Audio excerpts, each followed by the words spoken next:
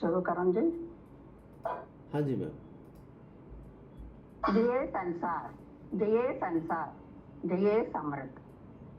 इस सत्संग में शामिल होने वाले सभी लोगों को विनम्र सम्मान और शुभकामनाएं देती हूँ। आज का शीर्षक है आपका शिल्पी कौन है। तमिल में आय कलेगल इस तरह बताते हैं। प्राचीन तमिल संस्कृति में 64 पारंपरिक कलाओं विज्ञानों के संदर्भित करता है, जो संस्कृत शब्द चतुष्षष्टि कला से लिया गया है। इसमें नृत्य कला, चित्रकारी, खाना पकाना और बहुत कुछ शामिल है। ये कलाएं कैसे बनती है? एक चीज को दूसरी चीज में जोड़कर या एक चीज को दूसरी चीज के साथ मिलाकर कल्पना से बनाया गया है। उदाहरण से चित्रकारी में ब्रश से कोई रंगों को मिलाकर एक पेंटिंग बनाई जाती है। नृत्य कला में गीतों और लय का प्रदर्शन प्रतीकों के साथ किया जाता है। खाना पकाना में हम सांभर के लिए कितनी चीजों मिलाते हैं। ये सब योग और संयोजन के माध्यम से बनाए गए हैं। लेकिन एक अद्भुत कला है जिसे बिना कुछ जोड़े, संयोजन या मिलाए बनाया जा सकता है। वो तो क्या है कि शिल्प कला या मूर्ति कला। इस कला में कुछ भी नहीं जोड़ा जाता। जो अनावश्यक है उसे घटा दिया जाता है और हटा दिया जाता है। यही शिल्प कला है। हम मंदिर में भगवान की मूर्ति देखते हैं। वह मूर्ति किस प्रकार से बनते हैं? एक मूर्ति बनने के लिए क्या आवश्यक है? एक चकमक पत्थर दैट इज प्लिंथ, एक छेनी चिसल और एक हथौड़ा हैमर, बस इतना ही चाहिए।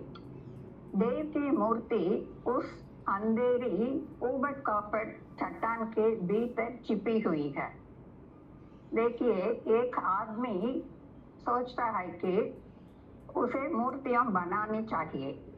काले पत्थरों से भरे स्थान पर बैठे एक आदमी की ओर देखकर वह कहा है, जी मैं एक मूर्तिकार को देखना चाहती हूँ जो मूर्तियां बनाता है। वह आदमी कहता है कि मैं वह मूर्तिकार। पहला आदमी कहते हैं कि नहीं नहीं, मैं पत्थर काटने वाले को नहीं ढूंढ रहा हूँ, मैं एक मूर्तिकार को ढूंढ रहा हूँ जो मूर्ति बना सके। तब मूर्तिकार कहता है, कोई भी मूर्ति नहीं बना सकता, मूर्ति बनती ही नहीं, मूर्ति पत्थर से छिपी हुई है, सभी अवांछित चीजों से ढक रही है। यदि आप सभी अनावश्यक चीजों को हटा दे तो अंदर छिपी मूर्ति स्वतः ही उभर कर सामने आ जाएगी। जो व्यक्ति व्यवस्थित रूप से जो कुछ भी काटने की आवश्यकता है उसे काट देता है और अपने भीतर की मूर्ति को बाहर निकलता है, उसे मूर्तिकार या शिल्पी कहते हैं। वह जीवित मूर्ति कहा जाती है। मंदिर के गर्भगृह में उन्हें सभी लोग भगवान के रूप में पूजते हैं और मूर्ति के रूप में उनकी पूजा करते हैं। इस प्रकार एक मूर्तिकार के विचार प्रवाह में अनगढ़ पत्थर के भीतर छिपी देव प्रतिमा को व्यवस्थित रूप से अवांछित चीजों को हटाकर खोज लिया जाता है और उस मंदिर के गर्भगृह में स्थापित कर उसकी पूजा की जाती है, जिस भक्ति मार्ग कहा जाता है। हम सब जानते हैं ना भक्ति मार्ग। हम हर दिन मंदिर भी जाते हैं और पूजा करते हैं। हम और क्या कर रहे हैं? भगवान की मूर्ति और हमारे बीच एक पर्दा दैट इज स्क्रीन है ना, उस स्क्रीन खोलने के बाद हम क्या करते हैं? हम अपनी सारी जरूरतों को और कमियों पर विलाप करते हैं और भगवान से एक व्यापार कर रहे हैं। हम उससे प्रार्थना करते हैं कि यदि वह हमारी आवश्यकताओं को पूरा करता है तो वह हमें भी कुछ दे, या फिर हम मंदिर के खजाना में पैसा डालने की प्रार्थना करते हैं। ऐसा ही हर दिन होती है ना। यहाँ मुझे एक कहानी याद आ रही है। भगवान शिव जी मंदिर के गर्भगृह में है और पर्दा खींच दिया गया है। भगवान शिव जी ने अपने भक्तों के विलाप से बहुत दुखी हुई है। वह पर्दा खुलने से पहले किसी तरह वहां से भागने को फैसला करता है। वह मंदिर के पीछे के रास्ता से भाग निकलता है। मालूम नहीं कि कहाँ जाकर छिपूं। वह फूलों से भरे एक बगीचे में जाता है। वो समय मुनि नारद जी ने रास्ता में आ गए हैं।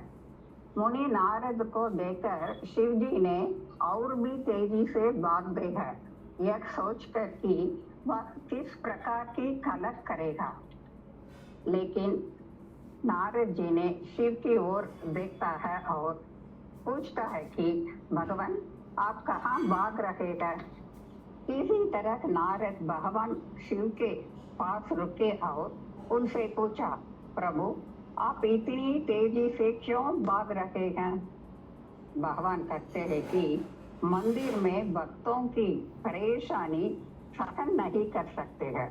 हमेशा किसी न किसी बात की शिकायत करते रहते हैं और उन्हें संतुष्टि नहीं मिलती है। मैं कहीं दूर जाकर छिप जाना चाहती हूँ।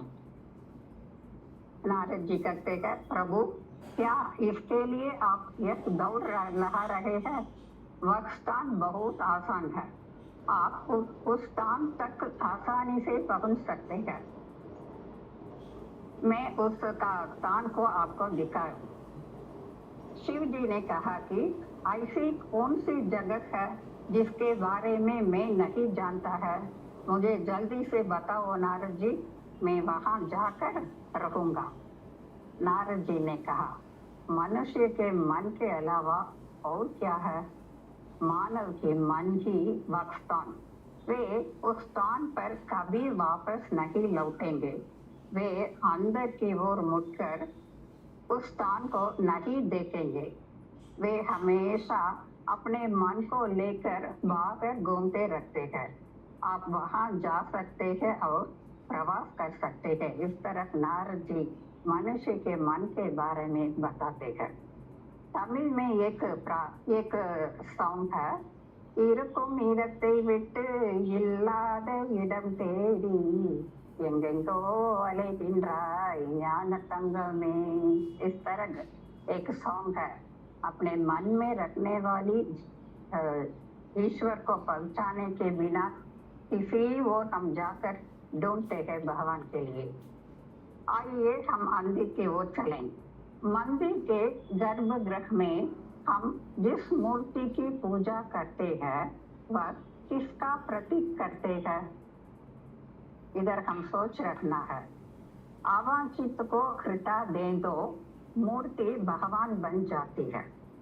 मनुष्य के आनुवंशिक केंद्र में अनेक संस्कार जमा हो जाती है, जो पूर्वजों से, स्वयं से और दोनों की संचालन से आई हुई संचित प्रारब्ध और आकामी अवांछितों से भरी हुई है। अगर उन्हें तराश कर बाहर निकाल दे तो वह मनुष्य भी भगवान के रूप में उभर आएगा। एक दर्शता है कि ईश्वर मनुष्य के भीतर है।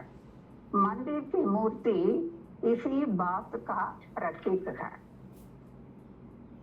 हम भी पत्थर की तरह है। क्या मानव जीवन पत्थर की तरह मरने जैसा है? उसके अंदर की मूर्ति अवश्य आनी चाहिए। मनुष्य भगवान बनना अवश्य है। ईश्वर की नई सृष्टि नहीं है, एक आगे है, मानो किसी पत्थर में छिपा हो। मुझे बस इसे पता लगाना है। अब एक नया प्रश्न उठता है, क्या यदि हम मनुष्य भगवान बनाना चाहे हैं तो वह मूर्तिकार या शिल्पी कौन है जो हमारी मूर्ति बनाएगा? एक पत्थर है, एक मूर्तिकार या शिल्पी है जो उसे तराशता है। दोनों अलग अलग है, इसे आसान हो सकते हैं, लेकिन मनुष्य के आनुवंशिक केंद्र के अवांछित हिस्सों को बाहर निकलने की वजह से कौन आएगा? क्या किसी ने हमारे मन में बैठ सकता है और उन्हें खरीद सकता है? नहीं, कोई भी नहीं कर सकता है। हमें बस खुद को तराशना है। हमारे मूल स्थान में स्थित ईश्वर कर्म की धूल से ढका हुआ है। यदि हम उसे हटा दे दो देवता दिखाई देंगे, तो फिर वह मूर्तिकार कौन है जो मनुष्य को भगवान बनाता है? आपका मूर्तिकार कौन है? हमारा मूर्तिकार हम भी है, हर एक व्यक्ति है। मनुष्य की 3 अवस्थाएं हैं, पशु, मनुष्य, भगवान। हमारी समझ कैसा है? गाय और बेट, गाय और बेट जैसे जानवर बाहर है, मैं एक आदमी है, ईश्वर ऊपर है। लेकिन जानवर बाहर नहीं है, बल्कि हमारे अंदर है। इंसान बाहर नहीं है, मेरे अंदर है। ईश्वर ऊपर नहीं है, मेरे अंदर ही है। यदि मैं सोचता हो तो मैं जानवर, अगर मैं सोचता हो तो मैं इंसान, अगर मैं सोचता हो तो मैं ईश्वर हूँ। सभी मेरे मन में ही है। कुछ लोग पशु के स्वभाव से पैदा हुए और मर जाते हैं। कुछ लोग थोड़ा बदलेगा और इंसान बनेंगे। बहुत कुछ लोग मनुष्य के रूप में जन्म लेते हैं और भगवान बन जाते हैं। गाय गाय ही रखती है, बाघ ही रखती है, शेर तो शेर ही रखता है। लेकिन मनुष्य इन सब का संयोजन है। इन सब के परिणाम की है हमारी आनुवंशिक केंद्र की इम्प्रिंट्स। सबसे पहले हमें यह समझना होगा कि ये सभी चीजें मेरे अंदर है। यदि हमें जागरूक भी किया जाता तो भी हम इसे नजरअंदाज कर देंगे। इसका परिणाम ही शरीर में बीमारी, आत्मा में कलंक और जीवन में समस्याएं। उसे स्वयं को पहचानना होगा, जानना होगा और स्वयं को शुद्ध करना होगा। इसके अलावा कोई अन्य संभावना नहीं है। हमें एक सच्चाई को समझना जरूरत है। हमारे पास 3 अपशिष्ट है, दैट इज वेस्टेज। एक है शरीर का बाह्य अपशिष्ट। यदि आप अच्छे साबुन के साथ स्नान करेंगे तो दूर हो जाएंगे। दूसरा है शरीर के अंदर की अपशिष्ट, वे कभी कभी चिकित्सा उपचार से ठीक किया जा सकता है। तीसरा है हमारी आंतरिक अस्तित्व में हमारी आनुवंशिक केंद्र में उपस्थित राक्षस गुणों, अहंकार, घमंड, ब्रह्म से जन्म हुई 6 राक्षस गुणों। कौन सा आदमी या डॉक्टर इसे हटाने आएगा? हमें इसे हटाना होगा। हम खुद मूर्तिकार शिल्पी है जो स्वयं ही इसे ठीक करते हैं। मनोसमृद्धि कला एक अद्भुत कला है जिसमें हम स्वयं को नियंत्रित करते हैं। हमारे गुरु श्री वेदाद्री महर्षि एक अद्भुत शिल्पी है जिन्होंने हमें बनाया है। मनो समृद्धि कला के अनुसार आइए देखेंगे हम कैसे शिल्पी या मूर्तिकार बन सकते हैं। इस स्थूल शरीर है, उसके अंदर प्राण है, प्राण बह रहा है, वीर द्रव में डूबा हुआ और पूरे शरीर में जीवंत हो रहा है। इसी से जीवकांत दिव्य ऊर्जा उत्पन्न होती है। यह जीवकांत शरीर के संपूर्ण देखभाल का ध्यान रखता है। वहाँ हमें एक बात ध्यान रखनी चाहिए। सबसे पहले शरीर की स्वास्थ्य बहुत मुख्य है। शरीर के पालन पोषण के लिए जीवकांत अधिक होती है। ईश्वर उसे उस तरह ही दिया था हमको। गुरुवर ने हमें शिल्पी बनाने की वजह से पहले सरल व्यायाम बनाते हैं। इससे त्वचा पर पड़े निशान मिट जाते हैं। इसके बाद जीवन के स्रोत वीर्य द्रव की गुणवत्ता में सुधार के लिए कायाकल्प प्रशिक्षण दिया। अब शरीर और प्राण स्वस्थ हो जाता है। अब मन को स्वस्थ करना जरूरत है। मन तो क्या है? The extended force of life force is mind. Jeevkant का विस्तृत रूप है मन। यद्यपि मन की पूर्व स्थान प्राण शक्ति है, किंतु बाद में ही इसका विस्तार होता है। मन किसके लिए? ईश्वर तक पहुंचने का एक सेतु है मन।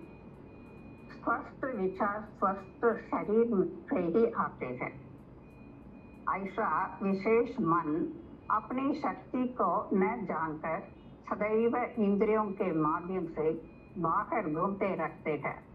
अगर ऐसा है तो हम अवांछित चीजों को कैसे दूर सकते हैं? हम अपने भीतर की ईश्वर को कैसे पा सकते हैं? क्या आप अपने भटकते मन पर नियंत्रित रख सकते हैं? यदि आप अपने मन को नियंत्रित करना चाहते हैं तो वक्त भटकेगा। जानते जागते हैं तो वक्त नियंत्रित हो आएगा। अब दो है, देखिए अब दो है, एक ज्ञान और दूसरा समर्पण। समर्पण का मतलब टोटल सरेंडर, मूल स्थान पर सरेंडर होना। मन मूल स्थान पर सरेंडर होना ही पहला काम है। कैसे? भटकता मन से स्थिर होना चाहिए। हमारा पूज्य गुरुजी ने इसके लिए एक अद्भुत अभ्यास दिया था, वो ही ध्यान। बाहर की ओर घूमने वाली मन को अंदर की ओर मोड़कर उनकी जन्म स्थान प्राण शक्ति पर रखना ही ध्यान। यही मन की समर्पण है। अब मन शांत हो जाती है। जब मन शांत हो जाते हैं तब बुद्धि काम करना शुरू करती है। क्या काम? मूर्तिकार शिल्प बनाना का काम। सभी अनावश्यक चीजों को काट देना, छिपे हुए ईश्वर को खोजना या ईश्वर बनना।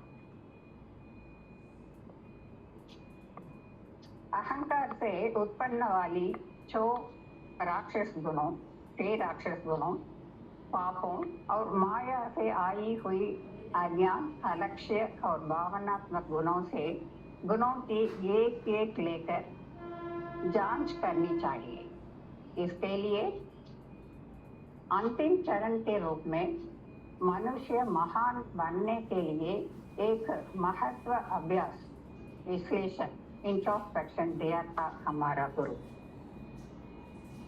क्यों इसे विशेष रूप से बताना है कि इसका एक अद्भुत कारण है। विचार अन्वेषण, इच्छा सुधार, क्रोध वर्जन, चिंता उन्मूलन। इस 4 विश्लेषण अभ्यासों से मनुष्य महान बनने का एक स्थिति मिलती है। इसके लिए ही इस विश्लेषण के अभ्यास को ईश्वर के अभ्यास, डिवाइन एक्सरसाइज इस तरह तक जाते हैं। यदि आप जो छोड़ना है उसे जोड़ दें और बदलने की जरूरत है उसे बदल दें, तो अपने भीतर दिव्य दैव मिल जाएगी, मूर्ति मिलेंगे। मैं कौन है? मैं कौन हूँ? मैं ईश्वर ही हूँ। ईश्वर की एक भिन्न हूँ मैं। इसमें मार्टिन जी एक अद्भुत सॉन्ग देते हैं। तनது குறை ஆழ்ந்துணர்ந்து திருத்தம் பெற்றால் தருக்கையும் तनது குறை ஆழ்ந்துணர்ந்து திருத்தம் பெற்றால் தருக்கையும் பிறரிடம் नட்பு ஓங்கும்। इस तरह एक सॉन्ग दिया था है। मैं कैसे जान सकता हूँ कि मेरे भीतर दिव्यता है? हम बताया ना, हमारे पास इस विश्लेषण अभ्यास करने से देवता उभर आ सकते हैं। उसे कैसे पहचान कर सकते हैं? परमेश्वर के गुण तो क्या है? प्रेम और दया। दुखों से पीड़ितों को मदद करना, धन, संपत्ति, शारीरिक स्थिति या अधिकार की शक्ति, इन सभी से पीड़ितों को सदैव मदद करना ही उसका लक्ष्य है। किसी अन्य जीवन को अपने जीवन जितना ही महत्व देना दयालु है। जब मैं प्रेम और करुणा के दिव्य गुणों से भर जाते हैं तो मैं ही ईश्वर है।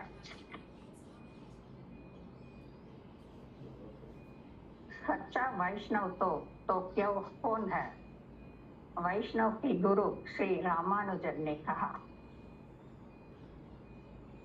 जो रास्ता में किसी के गिर जाने पर यह सोचकर कि यह मैं हूँ, मेरे जैसा कोई उसकी सहायता के लिए दौड़ पड़ता है, वह संसार के दुखों को अपना दुख समझता है, वो ही सच्ची वैष्णव। यदि इस प्रकार प्रत्येक व्यक्ति मूर्तिकार बन जाए तो व्यक्तिगत शांति स्थापित हो जाएगी। वहाँ से पारिवारिक शांति, देश की शांति और विश्व की शांति का बीज बोया जाता है। अब आपका मूर्तिकार या शिल्पी कौन है? हम मूर्तिकार या शिल्पी है। मैं ही मूर्तिकार या शिल्पी है। हर एक व्यक्ति ही मूर्तिकार या शिल्पी है, जो स्वयं को आकार देते हैं। इसे भूले बिना आइए हम भी अनेक मूर्तिकार बनाएंगे, जैसे महान मूर्तिकार गुरु ने हम बनाया। इस स्वर्ण संकट के लिए मैंने साई ट्रस्ट को मेरी हार्दिक धन्यवाद देती हूँ। सुनने के लिए सभी को मेरी धन्यवाद। जय संसार, जय संसार, जय समृद्धि।